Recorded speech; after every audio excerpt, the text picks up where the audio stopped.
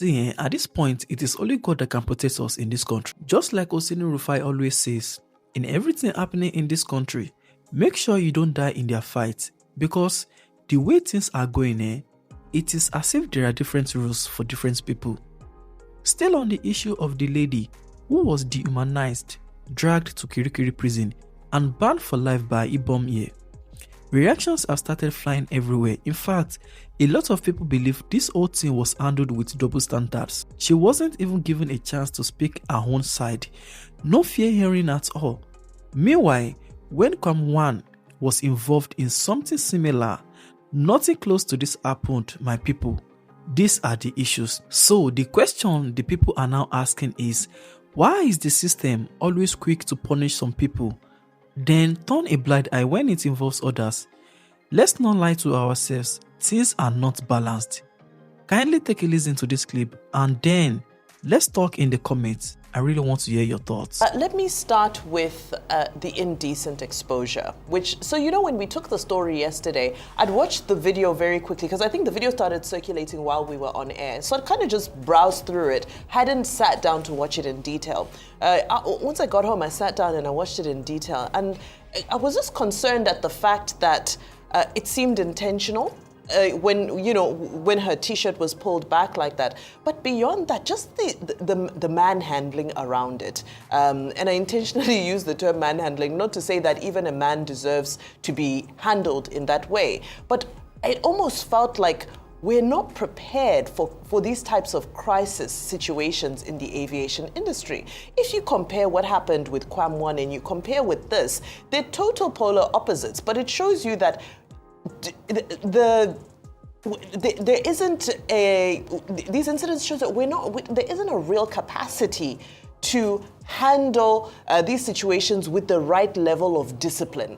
Whether it be the discipline to ensure that a high-profile passenger is diligently and expeditiously escorted away from a situation, or whether just an ordinary passenger is also carried out with her dignity intact. Because yes, she was wrong. Yes, she is guilty. However, that doesn't mean that her human rights should be stripped away from her. So I know they've said that the person who took the video and posted it should be sanctioned and so forth, but that's really a slap on the wrist, because she has been exposed and nothing can compensate for how her whole body has been exposed to the world without her consent. So that in itself is very unfortunate. Now to the issues around the differences in treatment. I'm sure Kwam when he saw this and when he saw blow up, he just thought, oh my goodness, I was a really lucky man, and then this had to happen, because he'd almost gotten away with it. The conversation was going to die down. We were going to forget about it, and I'm sure we were going to bump into him on an aircraft sometime very soon. But now this has highlighted the fact that these are security situations. What I was saying earlier is, what happens when you are confronted with a passenger who is not in their right state of mind, who has bad intentions, who has intentions to harm people? It shows that we're not ready for these situations. And we also have to be careful in how we follow up this situation, because all of those people who plan terrible atrocities, they are watching. And unfortunately, they're attracted to these kinds of things. So this is a call for FAN, for NCAA, for the airlines, for passengers as well, to just respect the rule of law where air travel is concerned. I say the airlines because sometimes the airlines can also provoke you. So all in all, everybody just needs to be called to order. We need a system reset, and I hope these incidents can be what catalyzes us to do so.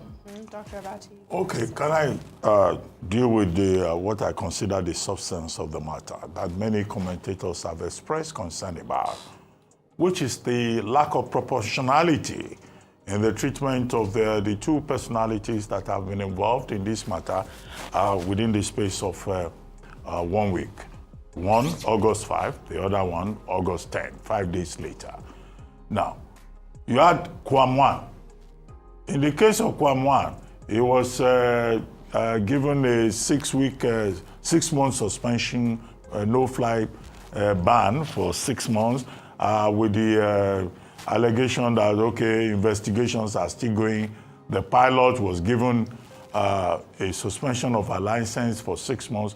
In fact, Kwam will have escaped totally If Festus Keyamo, the Minister of Aviation and Aerospace Development, did not step in to say, no, what is good for the goose is also good for the gander. And that if you are going to sanction the captain of the aircraft, you will also sanction the affected personality who disrupted operations.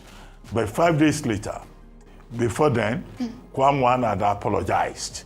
And some people, his fans, were saying, to err is human, to forgive is divine, he should be forgiven. He himself was a record. Everybody turned the thing into an opportunity for amusement, with memes, with all kinds of things.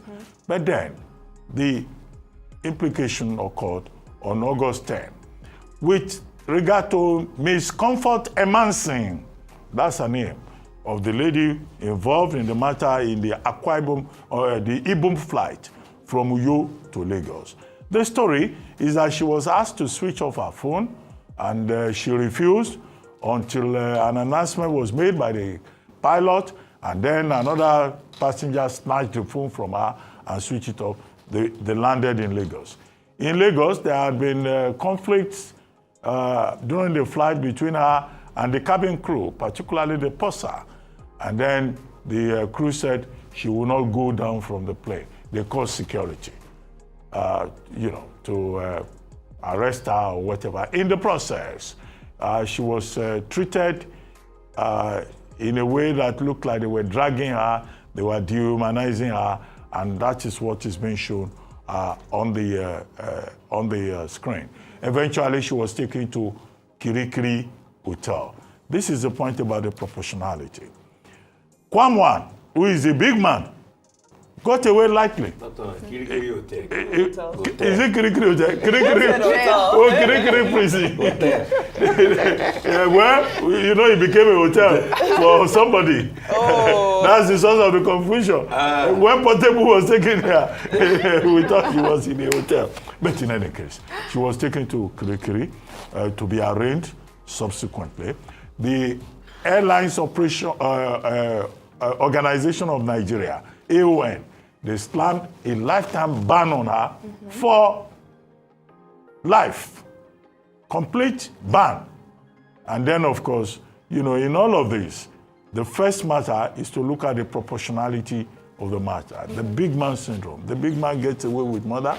The small person gets away with punishment.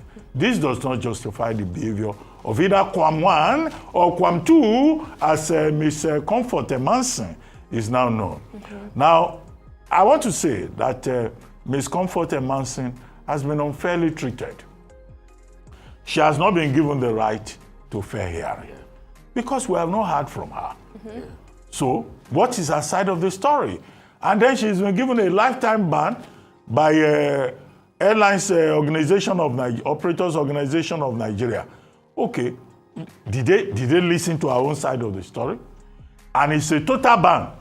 Where is the opportunity for redress or for revision?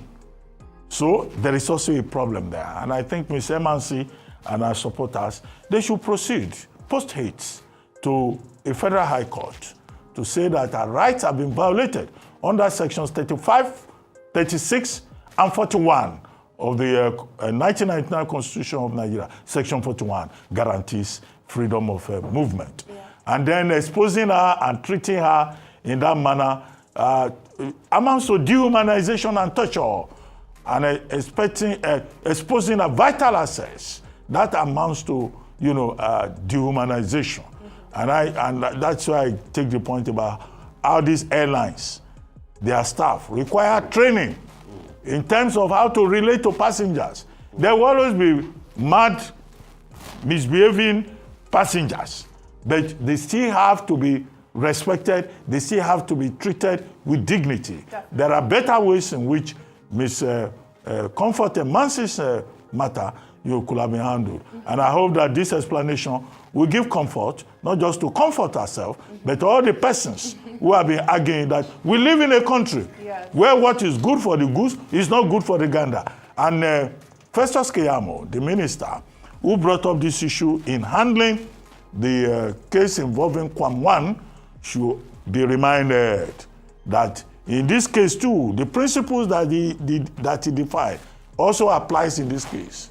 Yeah, I think Rufai, very quickly. In all we do in this country, I remember your app this morning, we try to treat the symptoms, not the root cause of the problem. Are you surprised that an airline will not manage the issue properly? Are you surprised that there's a repeated action, that 2 airlines, 2 incidents have happened and they've mismanaged it? So it's a pattern in Nigeria. And are you surprised at the level of high-handedness by people that are said to be bigger people in society? It's also a pattern. And that's why I keep going back to the point that culture will eat strategy for breakfast.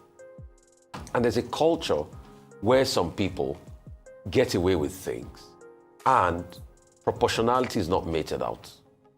Are you surprised that the Commissioner of Police was quick to charge her to court in the first place? And in the same breath, the Commissioner of Police in the FCT was not quick to charge K1 to court. So it's a reflection of the systems we have been able to build. And the problem is when you build systems like this, it's just a matter of time. It comes crashing down like a chair. And the problem is when it crashes, we start to now analyze the symptoms. When the chair falls down, we start to analyze the symptoms without looking deeply into what caused it in the first place. So it's easier for the aviation minister to say train and retrain. The question is, where is the manual at which you handle a situation like this now? As we speak, there's a training manual. Where is the manual? In a crisis like this, what are the 2-3 things you'll do? Can this airline show me that manual? When you, even in a situation where you have a plane jacking, where is the manual of how they can suppress? Where is the manual of a quick call of a security personnel? What's even the training of the security personnel on ground? Because in all of this, I only saw 1 policeman on ground though. Correct me if I'm wrong. Were there more than 2? In the end, it was still the airline's members of staff that pulled her in the car. They were the ones that effected the arrest. It wasn't the policemen. Or those men that were wearing the airline jackets, were they police officers? No. Ground personnel. They were ground personnel. Was there a female officer that could have done that job there? No. Secondly, and I will go back to the positions that were given. Dr. Abati, you are the one that quotes law. Legally, can these people, I'm talking about the Airline Operators Association, place a lifetime ban? Wouldn't it be challenged in court? It can be challenged. It can be challenged in That's just what I court. said. So unilaterally, they've quickly placed a lifetime ban.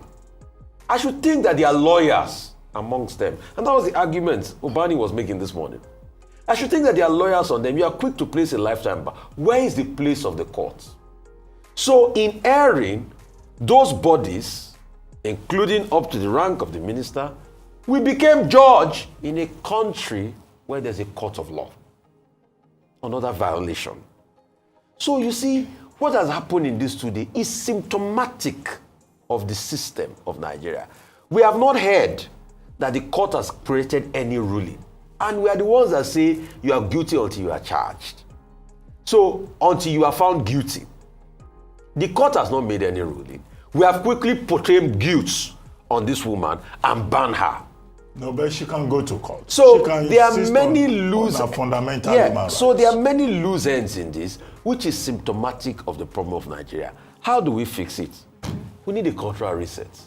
The cultural reset will have to annoy a lot of people. Just like I said earlier, it is only God that can protect us in this country, because at this point, we just have to be very, very careful. It is obvious what these people are telling us is that there are different rules for different people. So in the comments, I would love to hear what you think about this situation. In fact, many Nigerians are calling out what they believe is clear double standard, especially when compared to how Fuji legend Kwam 1 was treated in a similar situation. Is there one law for the rich and another for the rest of us? So I'd love to hear what you think about it, and don't forget, to like, share, and subscribe for more updates.